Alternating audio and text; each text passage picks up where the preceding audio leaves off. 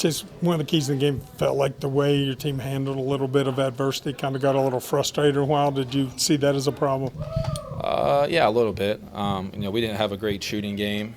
A little bit of that was just kind of the flow of the offense, and they did a pretty good job defensively, and they shot the ball pretty well. But yeah, things got tough and kind of got away from ourselves. But I take blame from that as the coach. I have to call a timeout and get them kind of regrouped. But this is all a learning experience for me too. You know what I mean? I'm not running away from the loss. I'll take the L, and if I come back and coach next year, I know what I need to work on. And as a learning experience, I appreciate these guys coming out. And this off season's so short for these guys, so then to give up 2 or 3 weeks of their time it means a lot.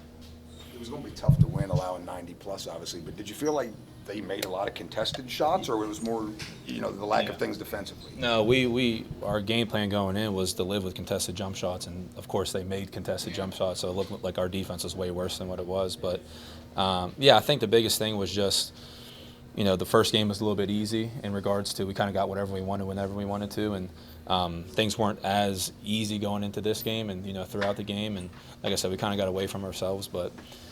It's an up and down tournament. Whoever gets hot usually is going to win, and they got hot, and unfortunately we didn't. And there's things I can do better as well. And if I come back next year, I'll learn from the experience. Closing out against their jumpers. What was kind of a thing was, like you said, it was obviously good in the first game. Much better opponent this game. Did they do anything specifically you felt like got them a little more room?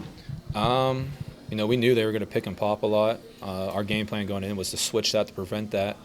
When we did switch, the guards had the ability with the big on them and get to the paint, and we had the help and drive and kicks. But the game plan was to live with good contested shots, and unfortunately they made a lot of contested shots. I thought our effort was there. It looked way worse than what it was because they were making shots. You know what I mean? The fouls towards the end of the game, you think it was frustration at all, or just trying to maybe be more aggressive defensively with the score getting out of hand? Or? Yeah, we had to do something different. Looking back, I wish maybe we'd have won. Like, we put a 1-3-1 in. Maybe we could have done that to shake it up, or went into somewhat of a press earlier. I don't know. I'm not going to say much about the referees. They sometimes let you play and sometimes they don't, and it's hard to judge kind of what kind of pressure or what you can do with that. This is such a year-to-year thing for you, but do you anticipate coming back? It seems like you enjoyed getting this opportunity. I enjoyed it. This part sucks, and like I said, I know I made mistakes, and like I said, I'm not running from that. I'll definitely be a part of it. If someone wants to step in and be the coach, and I think they're better than me, then they could be the coach. But we'll worry about that next year. I'll be the GM though, for sure. Any message to the players after the game? Yeah, I just said I appreciate their time.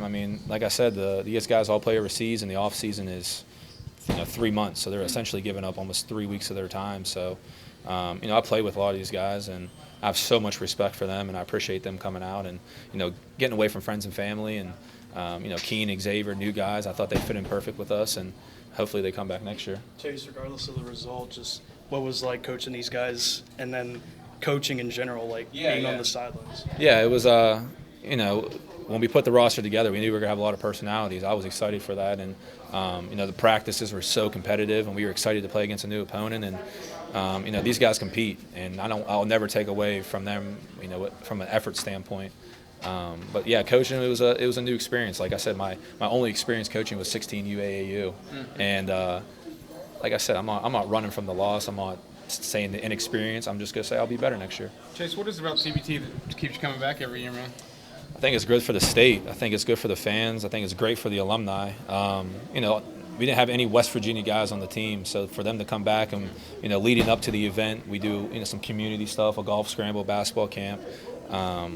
We did an exhibition game, so I know that obviously the goal is to win $1 million, and that's what everyone's goal in the tournament. But it's special for those guys to come back and kind of feel that pride, and it's just good getting them back in West Virginia. Chase, with just the new era of just the basketball program now, how important is it, with Hugs' guys and Beeline's guys, just to keep that kind of family tradition going? Yeah, and the new coach has been great. We practiced in the practice facility the whole time, and he was very receptive to our alumni and watched some practices and talked to the guys. So I think the program's in great hands.